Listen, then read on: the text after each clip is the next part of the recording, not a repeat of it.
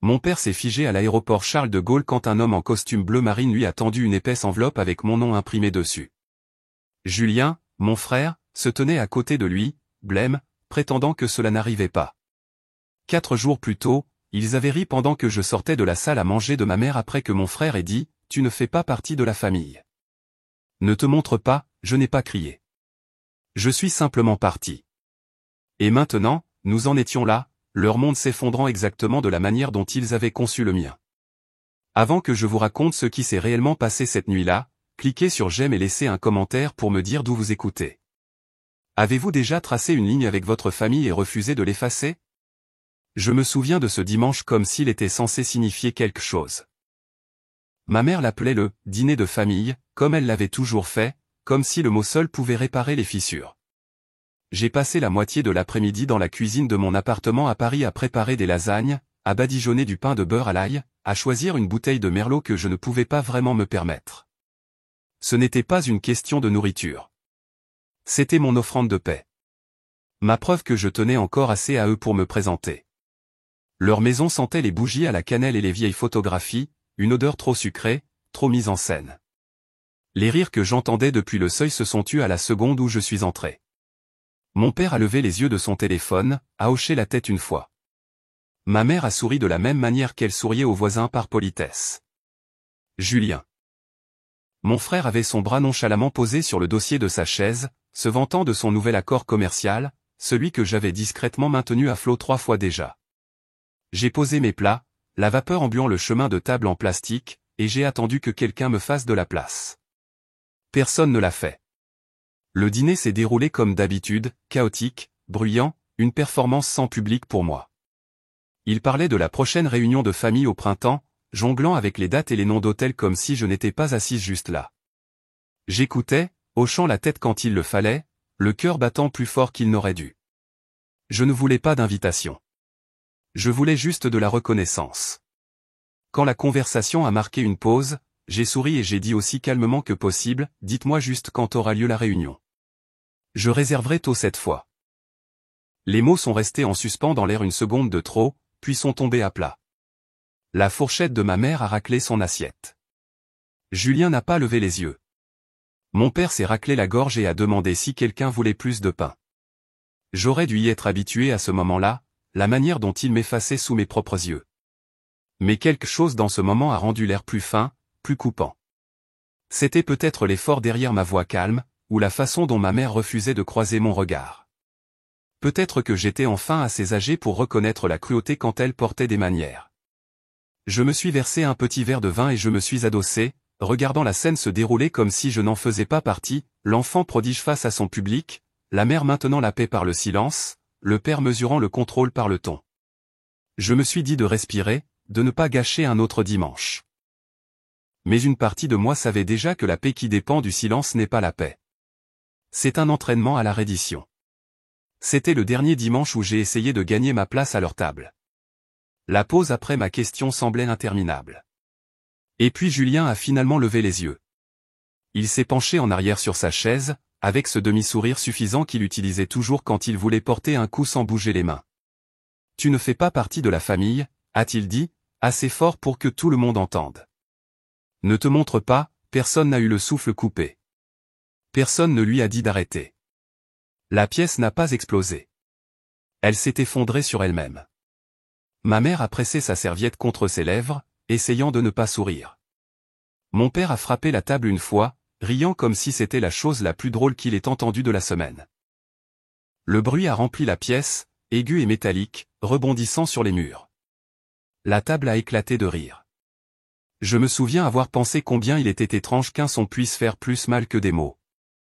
J'ai fixé les lasagnes que j'avais faites, la vapeur montant encore, le fromage bouillonnant comme s'il appartenait à quelqu'un d'autre. Je pouvais sentir la chaleur monter dans mon cou, non pas de colère, mais de la honte de réaliser avec quelle facilité ils avaient répété cette scène sans que je le sache. Je n'ai pas dit un mot. J'ai posé mon verre, plié ma serviette et repoussé ma chaise assez lentement pour les mettre mal à l'aise. Julien a souri d'un air narquois. « Oh, allez, Chloé. Tu ne peux pas accepter une blague. » J'ai croisé son regard pour la première fois de la soirée. « Tu le pensais vraiment ?» ai-je dit doucement. Il ne l'a pas nié. Aucun d'eux ne l'a fait. J'ai attrapé mon manteau sur le dossier de la chaise. La voix de ma mère m'a suivi, fluette, polie, inutile. Chloé, reste. Ce n'est qu'un dîner. Non, ai-je dit en enfilant mes manches. C'est un message. Je l'ai reçu. L'air extérieur était glacial, du genre qui pique les yeux.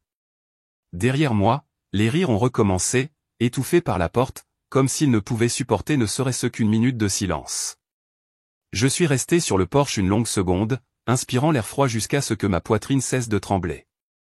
Puis j'ai marché jusqu'à ma voiture, les lasagnes intactes, fumant encore dans mes mains. Il y a une sorte de silence qui ne réclame pas d'explication. Il annonce sa propre fin. Je n'ai pas claqué la portière ni pleuré sur le chemin du retour. J'ai juste conduit à travers les banlieues sombres, les phares fendant le brouillard, avec une seule pensée claire qui se répétait comme un battement de cœur, c'est la dernière fois que j'essaie d'appartenir à un endroit qui rit quand je saigne. Le lendemain matin, je me suis réveillé avec la lumière du soleil traversant mes stores, celle qui fait ressembler la poussière à de la neige. Mon téléphone était posé face contre table sur le comptoir. Pas d'appel, pas de message, pas d'excuses. Le silence était plus bruyant que tout ce qu'ils auraient pu dire.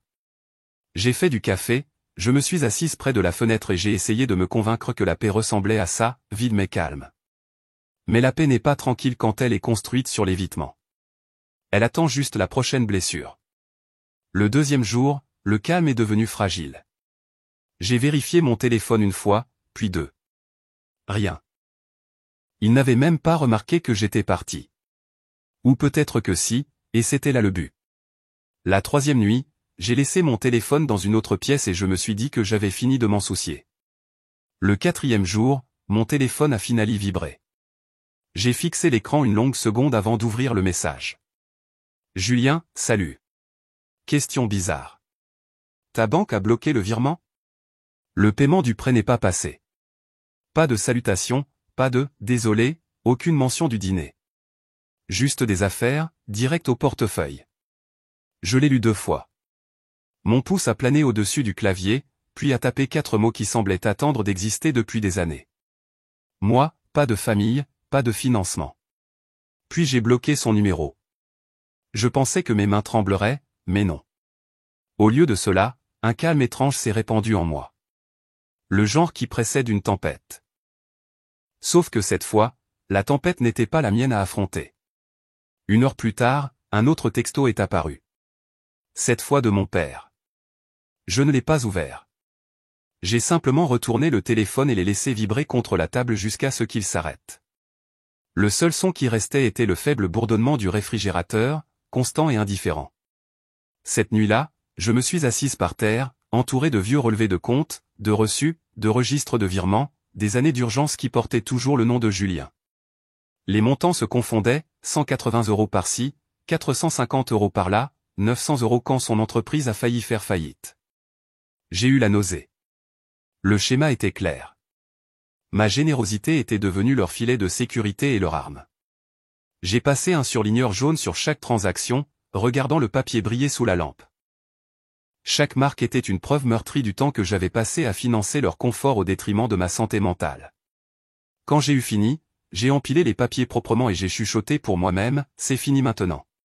Dehors, la pluie a commencé à tomber contre la vitre. Pour une fois, cela ne semblait pas solitaire. Le lendemain, mon téléphone est resté silencieux. Pas d'appel, pas de rire, pas de Julien. Mais je savais comment ça fonctionnait. Les gens qui se nourrissent de vous paniquent lorsque vous cessez de saigner. Le soir, j'ai entendu frapper à ma porte une première fois, puis une autre, plus fort cette fois. Je n'ai pas bougé. À travers le Judas, j'ai vu la silhouette des épaules de mon père, la colère de Julien arpentant à côté de lui. Leur rythme était assorti, un martèlement, constant, autoritaire, exigeant. J'ai enroulé mes 2 mains autour d'une tasse de thé et je suis resté au centre de mon appartement, le cœur calme. Ils ont frappé jusqu'à ce que mes cadres photos tremblent. Je n'ai pas répondu. J'ai juste écouté jusqu'à ce que le son s'estompe, remplacé par le vrombissement de leur SUV qui s'éloignait. C'est là que j'ai compris que le silence est un miroir. Il montre aux gens exactement qui ils sont quand ils ne peuvent plus vous utiliser. Quand la nuit s'est finalement installée, j'ai regardé la pile de papier surligné sur ma table et j'ai souri. Pas le genre de sourire heureux, mais celui qui sait que quelque chose d'irréversible a commencé. 4 jours auparavant, j'avais quitté leur maison sans rien. Ce soir, j'avais quelque chose de mieux, des limites qui ne pouvaient pas être remboursées. 3 jours plus tard, une enveloppe est arrivée à ma porte. Blanche, unie, mon nom écrit de la main soignée de mon père. À l'intérieur, 360 € en billets de vin. Pas de mots, juste de l'argent. Un paiement de culpabilité. Un pot de vin pour le silence. Je l'ai fixé pendant un long moment, puis je l'ai glissé sous une table et l'ai laissé là jusqu'au coucher du soleil. Quand la lumière est devenue orange, je l'ai prise et l'ai jetée à la poubelle. Ce petit son, le bruit sourd des billets heurtant le plastique, semblait plus pur que n'importe quelle excuse ne l'aurait pu. 1 heure plus tard, mon téléphone a vibré. Le nom de mon père a illuminé l'écran. J'ai répondu à la 4e sonnerie. Pourquoi, ai-je dit avant qu'il ne puisse parler. Il a soupiré, le genre de soupir étudié qui signifiait « Je suis sur le point de justifier quelque chose de cruel ». Le paiement du prêt a échoué, a-t-il dit rapidement. C'est un désordre. Frais de retard, problème de fournisseur. Nous avions juste besoin de quelques jours de grâce. Ce n'est pas comme si nous t'avions utilisé, Chloé. Ne le prends pas personnellement. J'ai ri une fois, un rire bas et sec. C'est ça le problème. Vous ne l'avez jamais fait. Il a répété mon nom, plus doucement, comme si cela pouvait tout arranger. J'ai raccroché. Après cet appel, j'ai arrêté de prétendre que c'était une question d'argent. Ça ne l'était pas. C'était une question de possession. Ils avaient construit un monde où ma valeur dépendait de ce que je donnais. Maintenant, ils le regardaient s'effondrer. Cette nuit-là, j'ai ouvert mon application bancaire. J'ai fait le total de chaque virement d'urgence, chaque virement mobile, chaque faveur qui était devenue une dette, 18 000 € en 2 ans. J'ai imprimé chaque relevé jusqu'à ce que l'imprimante grince en signe de protestation. Puis j'ai surligné chaque transaction liée à Julien.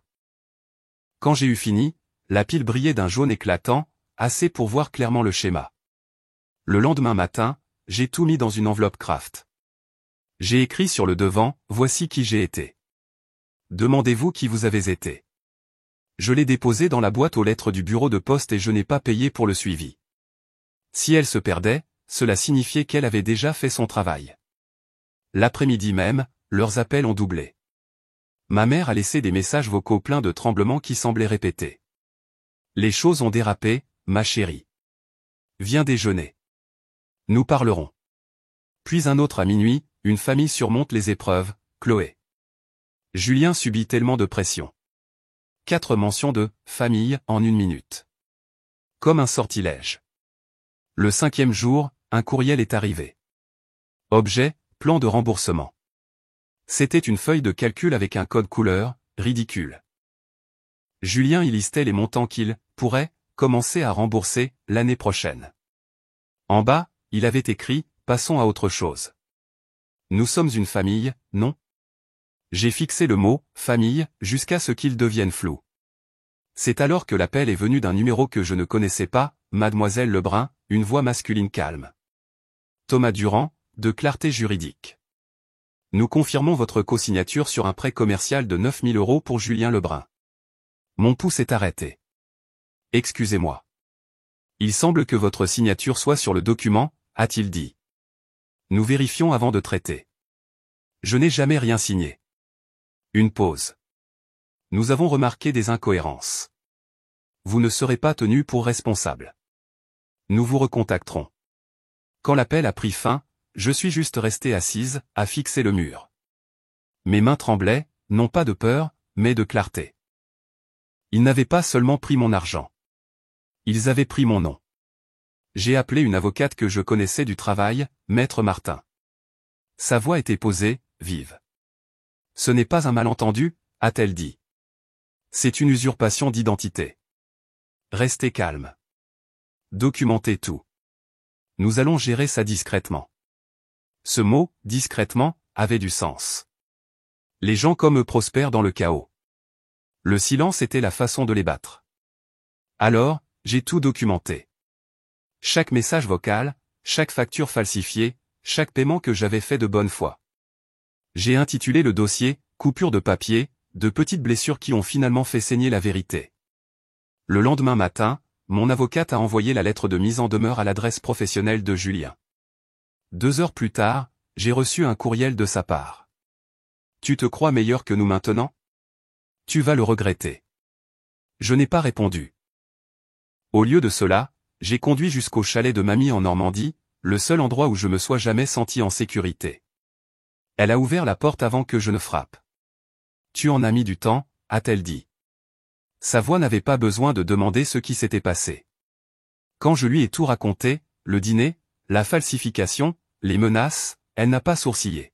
« Ils te prendront toujours pour acquis si tu restes par terre », a-t-elle dit en versant du thé. « Relève-toi, et ils te reprocheront d'être grande comme si c'était une insulte. » Dehors, la pluie a recommencé. « Que devrais-je faire ?» ai-je demandé. Elle m'a regardé, les yeux stables. « Tu l'as déjà fait. » 2 semaines plus tard, mon père et Julien se tenaient au milieu de l'aéroport, leur monde parfait s'effondrant, quand un homme en costume bleu marine leur a tendu une épaisse enveloppe avec mon nom dessus. Assignation en justice. Officiel et final. Je n'étais pas là pour le voir, mais Maître Martin m'a envoyé un texto d'une seule ligne qui disait tout, ils ont été signifiés. J'ai fixé le message, ne ressentant rien qui ressemble à de la victoire, rien qui ressemble à de la culpabilité, juste le soulagement tranquille de quelqu'un qui a enfin allumé les lumières dans une pièce sombre. Pour la première fois, je ne devais absolument rien à personne. Quand la poussière est finalement retombée, le silence ne semblait plus lourd. Il semblait mérité. L'imbroglio juridique s'est dénoué exactement comme il le devait. Le faux prêt de Julien a été annulé. Ses comptes professionnels ont été gelés. Mon père a essayé de contester, mais chaque mensonge laissait une trace de papier avec sa signature dessus. Maître Martin a tout géré avec un calme chirurgical. Elle ne s'est pas vantée, et moi non plus. La justice n'a pas besoin d'applaudissements. Elle a juste besoin de fonctionner. Je n'ai pas pris de leurs nouvelles après ça. Je n'en avais pas besoin. Les nouvelles voyageaient par chuchotement. L'entreprise de Julien s'est effondrée. Le crédit de mon père était ruiné. Ma mère évitait les voisins qui avaient finalement cessé de croire à ces histoires de famille, incomprises. Un soir, ma mère a appelé. J'ai failli ne pas décrocher, mais quelque chose en moi, la partie qui se souvenait encore de ses mains tressant mes cheveux, m'a fait répondre. Sa voix était plus douce cette fois, dépouillée de toute performance. « Je suis désolée, Chloé », a-t-elle dit, la voix brisée. Pour tout. Pour ne pas t'avoir protégée. Pour les avoir laissés t'utiliser. Je n'ai pas pleuré. J'ai juste écouté. Quand elle m'a demandé si je viendrais à la réunion, j'ai dit « Non, maman. Je peux te pardonner d'ici. » Elle n'a pas insisté. Elle a juste chuchoté « Je t'aime » et a raccroché. Cette nuit-là, je me suis assise sur mon balcon, enveloppée dans une couverture qui sentait la pluie. Les lumières de la ville scintillaient en bas, constantes et indifférentes. J'ai regardé l'enveloppe de reçu sur ma table, la preuve de tout, et je l'ai glissée dans un tiroir. Certaines vérités n'ont pas besoin d'être revisitées. Elles ont juste besoin d'exister. J'ai fait du thé, j'ai éteint mon téléphone et j'ai respiré. Pour la première fois depuis des années, la paix ne ressemblait pas à quelque chose que je devais acheter. Elle ressemblait à quelque chose que j'avais construit avec le silence, des limites et le courage d'arrêter de saigner pour des gens qui n'avaient jamais remarqué la blessure. Je pensais que la paix signifiait que tout le monde s'entendait bien. Maintenant, je sais que cela signifie s'éloigner tout en leur souhaitant du bien. La réunion de ma famille s'est déroulée sans moi, leur table parfaitement dressée, à l'exception d'une chaise vide au milieu. Cet espace disait tout ce que je n'ai jamais eu à dire. Si vous avez déjà eu à vous choisir au détriment de personnes qui n'arrêtaient pas de prendre, j'espère que cela vous rappelle que le silence n'est pas une faiblesse, c'est une guérison. Merci d'avoir écouté mon histoire. Dites-moi d'où vous regardez et si vous avez déjà dû tracer une ligne avec votre famille. Vos histoires maintiennent l'honnêteté de cet espace. Et n'oubliez pas de vous abonner. Il y a plus de vérité là où celle-ci est née.